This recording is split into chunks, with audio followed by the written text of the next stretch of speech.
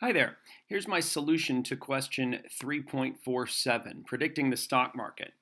So, part A requires very little work, but at the very least, you need to recognize what they're writing about. They are writing about the exact definition of R squared. So, in part A, they are asking you what percent of the observed variation, so there's the word variation, in yearly changes. So, the yearly changes are the response variable. So, what percent of those yearly changes is explained, there's the word explained again, by a straight line relationship, that's by the linear model or the linear regression, with the change in January. There is the explanatory variable. So literally to answer this question, all you have to do is take R, that's the correlation, 0.596, and you have to square it. So part A is just asking you for the value of R squared. They have already interpreted it in part A. So let's not work too hard. We'll go to the calculator here. So the correlation was 0.596. We'll square that. There is the value of R squared, 0.355. And that's all you're asked to write down. That's simple. So R squared equals 0.355. That's part A. You just want to make sure that you recognize the definition. That's what they wrote about in part A. And in part B, they are asking for the equation of the least squares line for predicting full year change from January change. So here is where you have to use our two formulas for the slope. So the slope is the correlation times the standard deviation of y divided by the standard deviation of x. So that formula will be given to you whether it's on our test, whether it is on the AP exam. The intercept,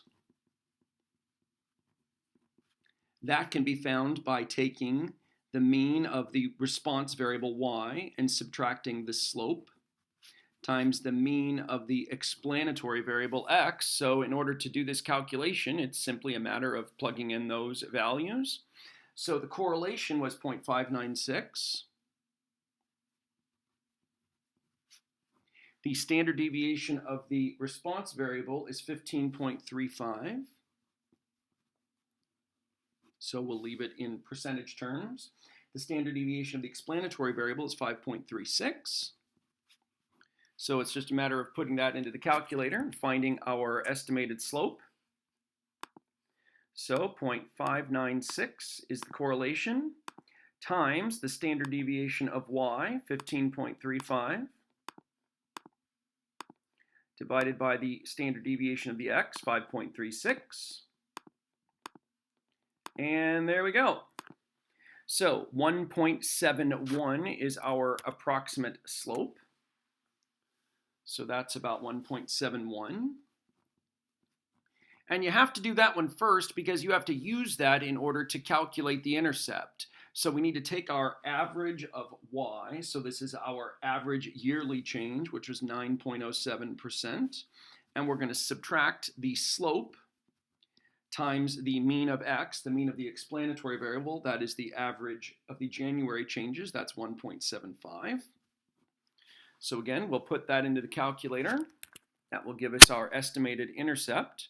So 9.07 minus the slope, 1.71, times 1.75, the mean of x.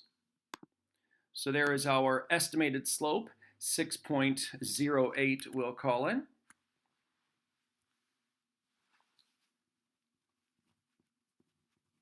So we are ready then to write the linear model now for part B, so it's important that you write it carefully.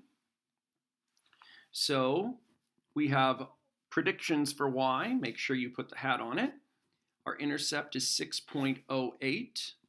The slope is 1.71 times x, and it's important that we explain what x and y are. So x, that is the explanatory variable. That is the percent change in January.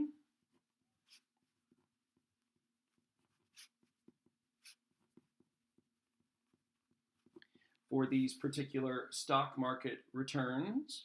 And the change in, for the full year, that is the Y value. So that is the percent yearly change.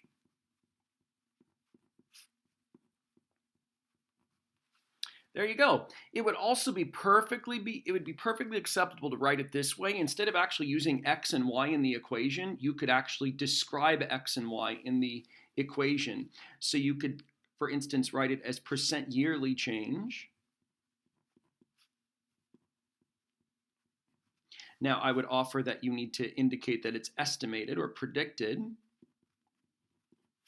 So you could also put a hat on top of it if you wanted to. So the percent yearly change estimated, that would be, again, the intercept plus the slope. And then instead of using X, you could just describe the explanatory variable. That would be the percent change in January.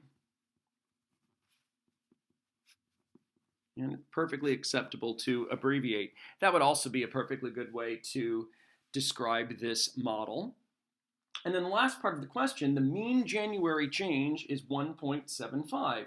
So use this line in order to predict the index in a year in which the index rises 1.75% in January. So again, we're just making a prediction.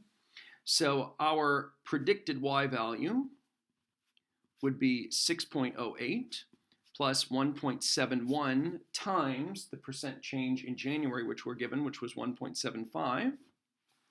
So again, we can dump that into the calculator in order to get our prediction. So I've got the 6.08 plus the 1.71 times 1.75. And the yearly index change would be 9.07. That is what we get as our prediction.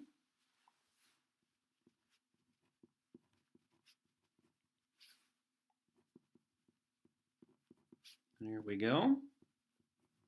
This symbol here means approximately. So if you're not comfortable with that, you could just write the word approximately. So that is our prediction. But again, something to think about, it shouldn't have been much of a surprise because this 1.75 is the mean of X. The 9.07, if you look back at the original question, is the mean of Y.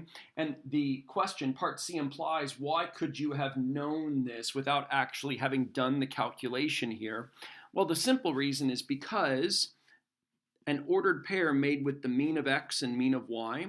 So the mean of the explanatory variable and the mean of the response variable, that ordered pair is always on the least squared regression line.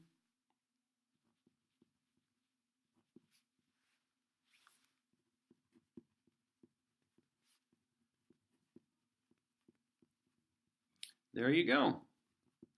So something to think about then, these formulas that we used at the very beginning of the problem to make the slope and the intercept, these formulas do not have to be memorized. These are formulas that I would give you on a test or a quiz or even on our final exam, and they would be given to you on the AP exam. Hope this has been helpful.